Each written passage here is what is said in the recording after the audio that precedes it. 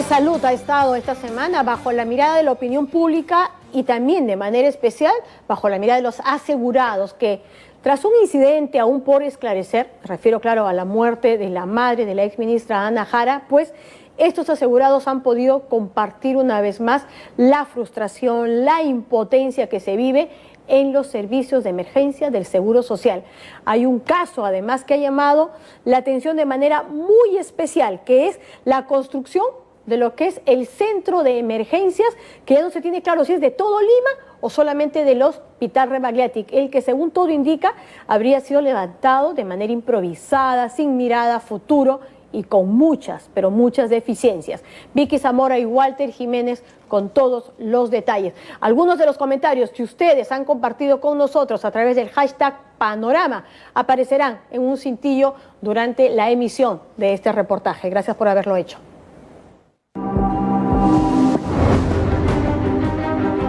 Este es el ingreso a la emergencia del Rebagliati y existen dos caminos para acceder. Uno, que es este de acá, por donde viene este anciano en silla de ruedas, y el segundo y el más usado es esta rampa inmensa y larga que está haciendo uso esta señora, que te conduce a la emergencia que se ubica en el segundo piso.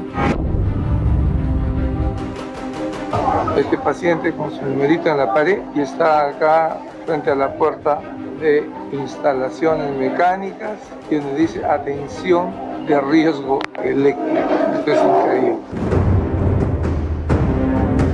Este hospital de alta complejidad hoy es un hospital inseguro para el país, para los asegurados.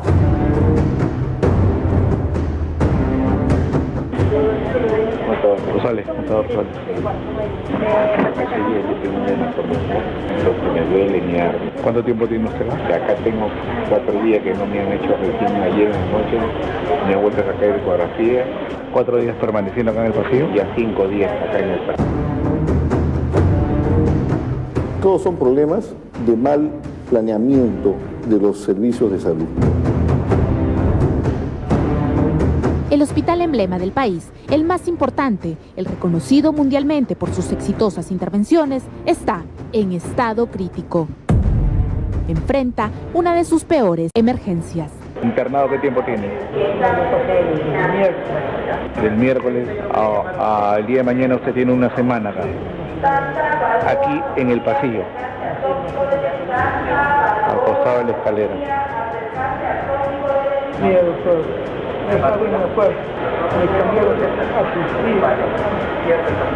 No puede descansar usted.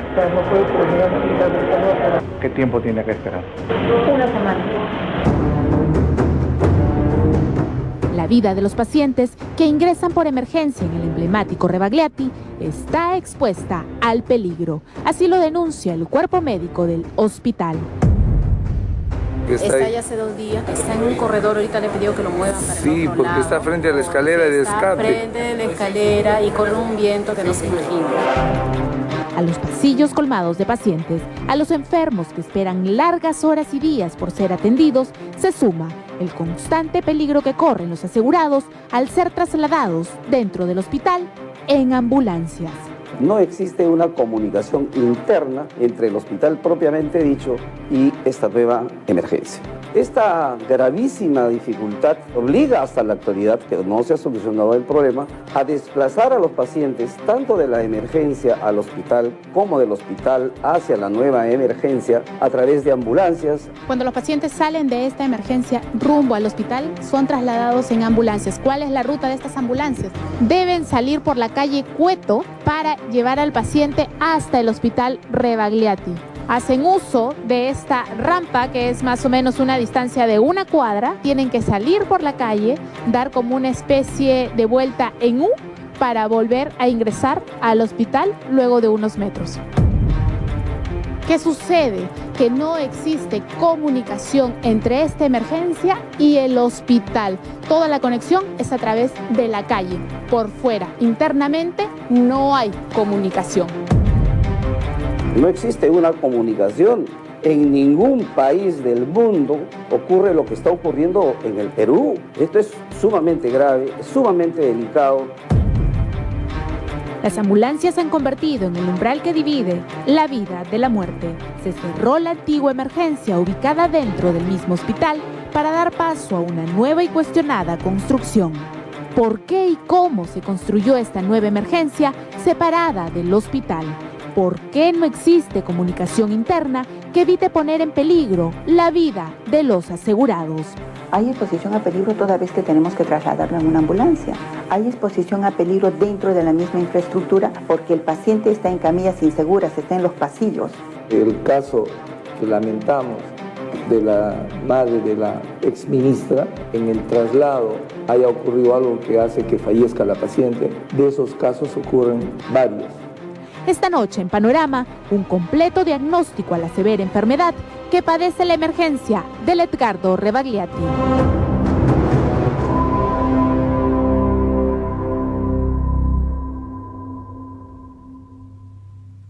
Se da inicio a la ceremonia de colocación de la primera piedra del nuevo pabellón de emergencia del Hospital Nacional Edgardo Rebagliati. En el 2014 se anunció la construcción de una nueva y moderna central de emergencias para Lima Metropolitana. 163 camas, personal capacitado, ambientes modernos, sensores electrónicos y equipos de última tecnología. El Seguro Social de Salud ha invertido cerca de 100 millones de soles en esta moderna infraestructura, considerando tanto la planta física como el equipamiento. Estaba concebido no como la emergencia del Hospital Rebagliati, sino como un hospital de emergencia para Lima Metropolitana, que funcionaría de manera independiente, con su propio personal y su propio equipamiento. Aliviar las centrales de emergencia de la capital era una necesidad. Se convierte en el centro de emergencia de mayor capacidad y amplitud a nivel nacional y probablemente en toda América Latina. Este es el mayor centro de emergencia, por la modernidad que va a involucrar, la complejidad de todo el equipamiento que se le va a colocar. La empresa encargada de esta edificación fue Consorcio Málaga, vinculada hoy con el ex asesor presidencial Martín Belaunde. La Contraloría no puede auditar aquí porque la contratación se realizó a través de la OIM. Mira, aquí apenas lleva un año de construido y ya se evidencian rajaduras alrededor de todo el techo. Mira, a lo largo. Incluso da la vuelta, mira, continúa por acá, en la parte alta. En esta esquina se evidencia claramente, mira, la grieta a un año de su inauguración.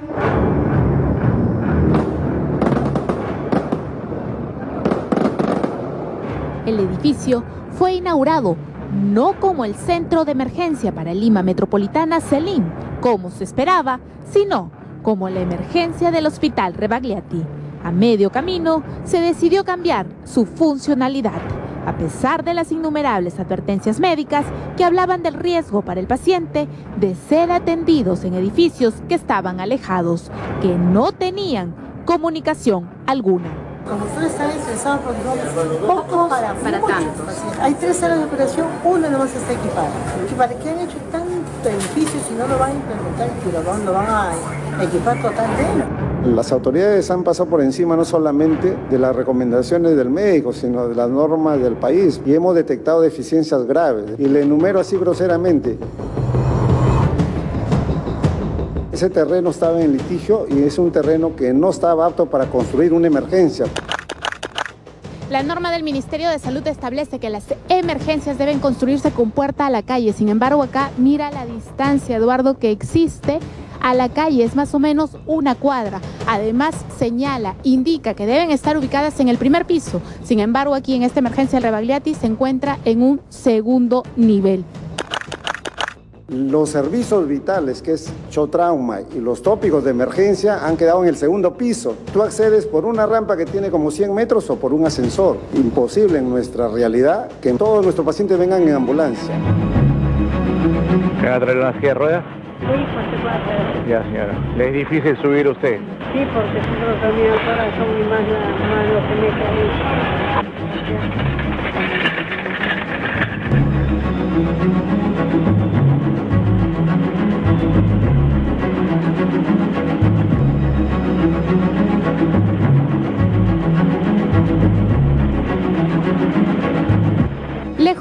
creyó que el nuevo edificio colapsó a unas semanas de inaugurado. Lo que se logró fue que el hacinamiento se trasladara de un edificio antiguo a uno moderno. Estas son las escaleras de escape y vemos, como siempre, pacientes frente a la escalera de escape. Y este es hoy, sábado 2 de septiembre.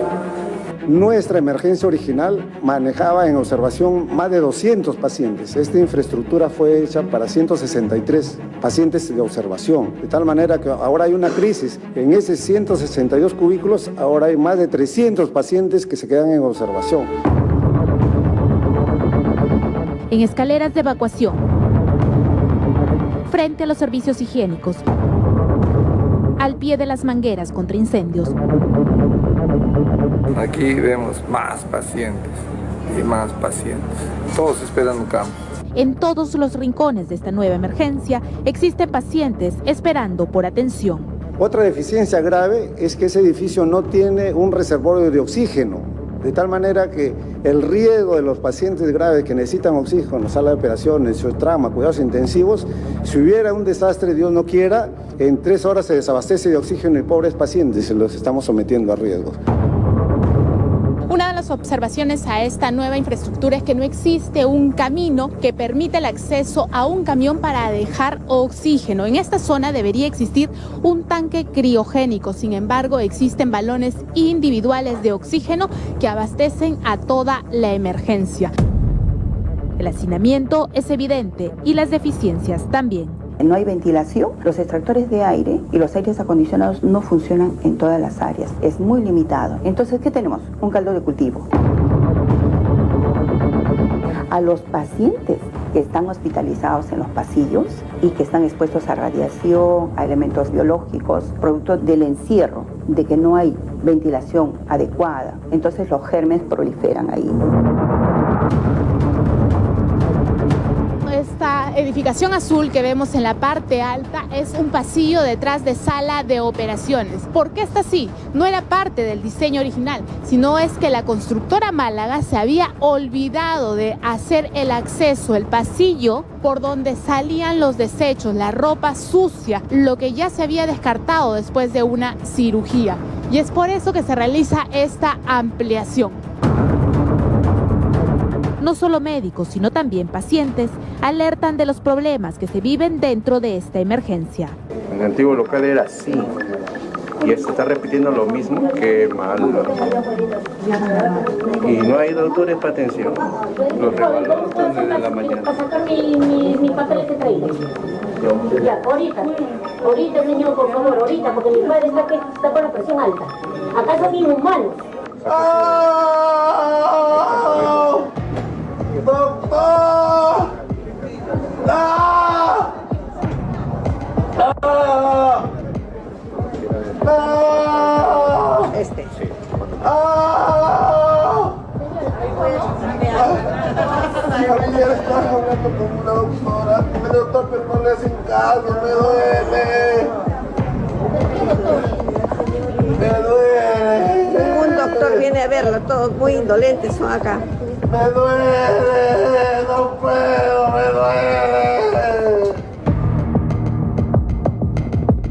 Pero el problema principal radica en que el hospital más importante del país ya no tiene su central de emergencia dentro de su propia edificación.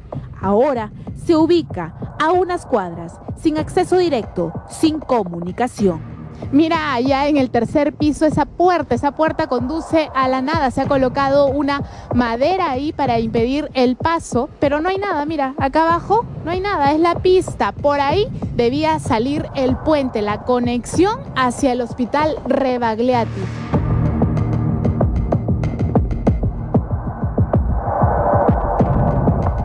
El gobierno anterior diseñó un proyecto para comunicar ambos edificios.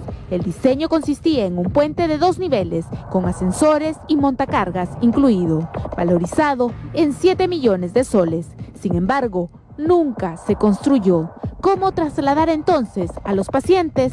A través de ambulancias. Mire, ese vehículo ha sido acondicionado como movilidad para trasladar a pacientes. Ahí están justamente acomodando a una paciente, de hecho estable, para ser trasladada al hospital.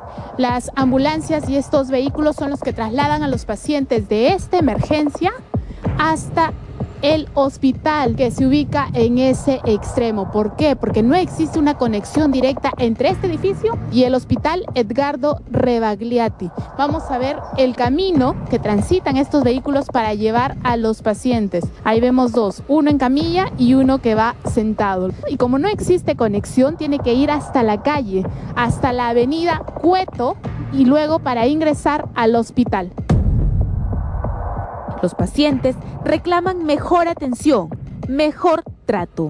A la angustia y el dolor se suma la demora en la atención y las largas horas de espera. Una enfermera para 12, 14 pacientes es sumamente inseguro para el paciente. ¿Cuál es el promedio? ¿Una enfermera para cuántos pacientes? En emergencia, máximo 6 pacientes. ¿Y la realidad del Rebagliati cuál es? ¿Una enfermera por cuántos pacientes? Estamos manejando 12, a veces hasta 18 pacientes y eso es sumamente crítico. Pero así como los pacientes, los médicos también adolecen otra cruda y cruel realidad. Mi madre está bien delicada porque los médicos no les interesa la vida de las personas. ¡Es horrible! ¡Es el hospital de la muerte!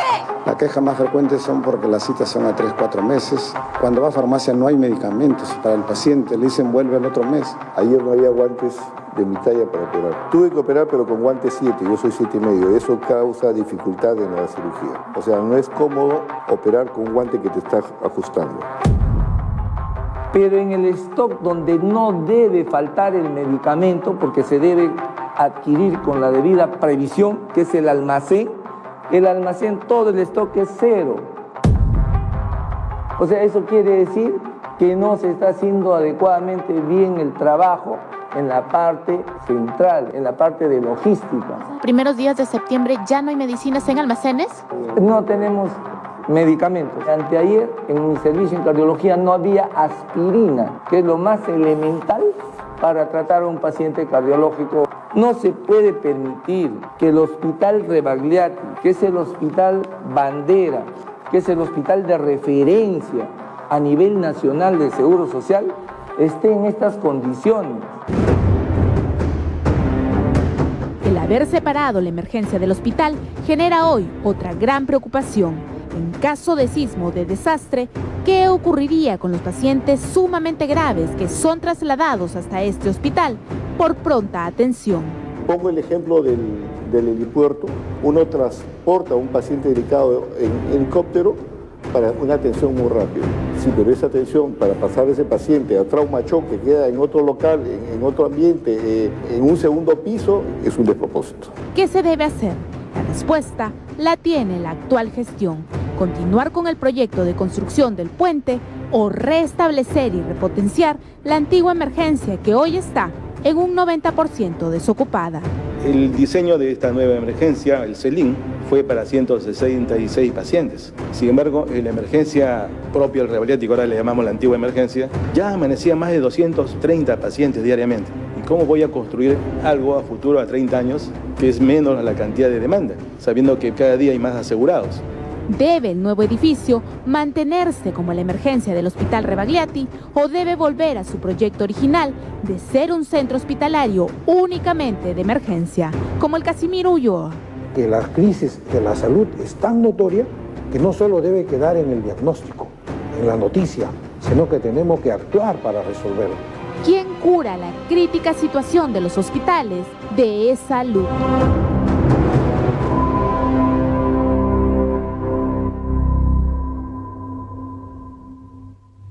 En verdad, realmente crítica. Y sigan compartiendo con nosotros sus tweets. Vamos a compartir ahorita algunos, si me permiten, por favor. Y para conseguir, y van a estar también las imágenes de reportaje, ¿no? Y para conseguir cita, es una odisea. Tienes que estar en la madrugada y el 411-8000 está por gusto. No te dan cita, dice María Teresa. Vamos con otro tweet, por favor. Para poder leerlo bien, lo pueden poner a toda pantalla, por favor. Carol, 1923. Mi mamá tenía trombosis en una de sus piernas y se quejaba de dolor. La llevamos me imagino, emergencia y la regresaron a la casa para que vaya por consulta. Ahí, arréglatelas como puedas, prácticamente. Vamos con otro de los tweets. que nos han hecho llegar de Diana. Pero si se pasa la fecha, ya fui y pierdo todo el mes de fisioterapia y no me pueden hacer resonancia magnética, tuve que hacerlo por particular. Efectivamente, eso le pasa a muchos. Olga Puñiro, ahora se tiene que esperar casi 2 años trámites para que otorguen la prótesis. No hay presupuesto. ¿Qué está pasando? Para un discapacitado eso es primordial, ¿no? ¿Tenemos alguno más? Encontramos cita con el especialista, nos dice Carol, 1923, que también habíamos leído antes, para después de casi un mes, y la tuvimos que llevar a la clínica privada donde trabajaba el doctor. Bueno, en fin, típicas. Narda, los que trabajamos aquí también tenemos problemas. Es frustrante no tener los recursos oportunamente y ser parte de este sistema. Debe ser de lo más frustrante y doloroso, por supuesto que sí. Y finalmente, CMF, enfermeras son indolentes y nadie da razón de los pacientes. Ojalá escucharan efectivamente y les pueda llegar al corazón, por lo menos de alguna manera, a todos quienes trabajan en esos centros para poder tener un trato más humano, más decente, más digno respecto a todas las personas que llegan en momentos sumamente difíciles en su vida.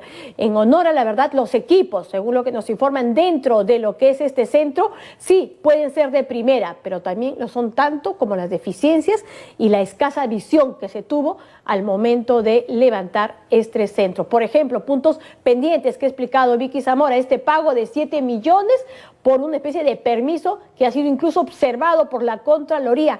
Y lo que queda clarísimo es que había pues este afán por contar con estos organismos como la OIM, que en este caso, no estoy segura si era ese otro, que impiden a la larga una labor fiscalizadora de parte de la Contraloría. ¿Y todo para qué? ¿Para qué esa prisa? ¿Para qué ese apuro? ¿Para qué llevarlo adelante? Para la foto, así de simple. No hay que olvidar que este no es el único caso, que por el apuro, en las épocas de Virfinia Bafigo, se tuvo que simplemente inaugurar hospitales para darle gusto al presidente. Quedó clarísimo en el caso de Tarapoto, donde también había deficiencias, en el que faltaban equipos, en el que el agua entraba, pero se tenía que inaugurar para la foto del presidente. O tampoco bien cree que nos hemos olvidado, señora Bafigo, de ese anexo del Hospital Grau, un edificio en el que solamente el monto de alquiler ya de por ser obsceno, y a pesar de que Defensa Civil lo declaró inevitable, se terminó pagando. ¿Qué clase de contrato fue ese? Y lo peor de todo, como decíamos en los casos anteriores, aquí no pasa absolutamente nada. Ojalá el nuevo presidente hiciera algo, por lo menos. Está claro que un año no ha hecho gran cosa, pero por lo menos nos dijera que ha hecho algunas investigaciones, siquiera eso, el señor del Castillo. Hacemos una brevísima pausa en el